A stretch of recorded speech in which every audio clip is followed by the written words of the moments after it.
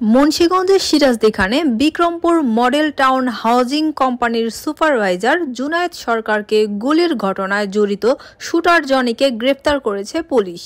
সোমবার ঢাকার জুরাইন এলাকা থেকে অভিযান চালিয়ে তাকে আটক করা হয়।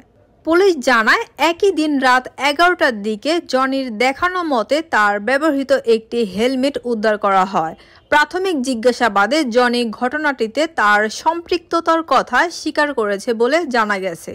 এ বিষয়ে সিরাজদিখান থানার ভারপ্রাপ্ত কর্মকর্তা মোহাম্মদ আবু বকর সিদ্দিক বলেন, ঘটনার পর অভিযান অব্যাহত ছিল। ঘটনার সময় তারা হেলমেট পরা ছিল। যাওয়ার পথে হেলমেট ফেলে দিয়ে যায়, তাই আসামি খুঁজতে সময় লাগে। জিজ্ঞাসাবাদে গুরুত্বপূর্ণ তথ্য পাওয়া গেছে। পরবর্তীতে বিস্তারিত জানানো হবে।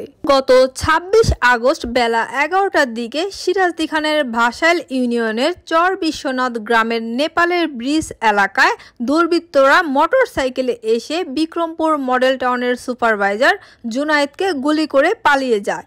এতে তার কোমর ও দুই পায়ে ৩টি গুলি লাগে। পরে তাকে আহত অবস্থায় ঢাকা মেডিকেল কলেজ হাসপাতালে ভর্তি করা হয়। না, এখানে ডর দেখানোর জন্য আসছিলাম।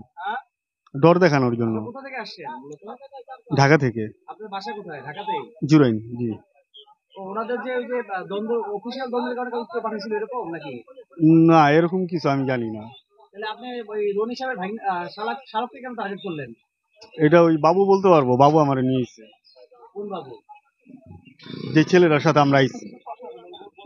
আচ্ছা, এখানে এখানে আপনারা কয়জন আসছিলেন? এক ঘন্টায় কয়জন ছিলেন? ৩ জন।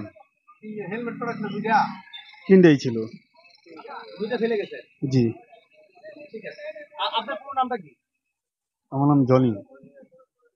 পুরো নাম বলেন। আপনার বাসা কি জুড়েই নেই? জি। আপনি এমনিতে পেশায় কি কি কাজ করেন? ওভার চালাই।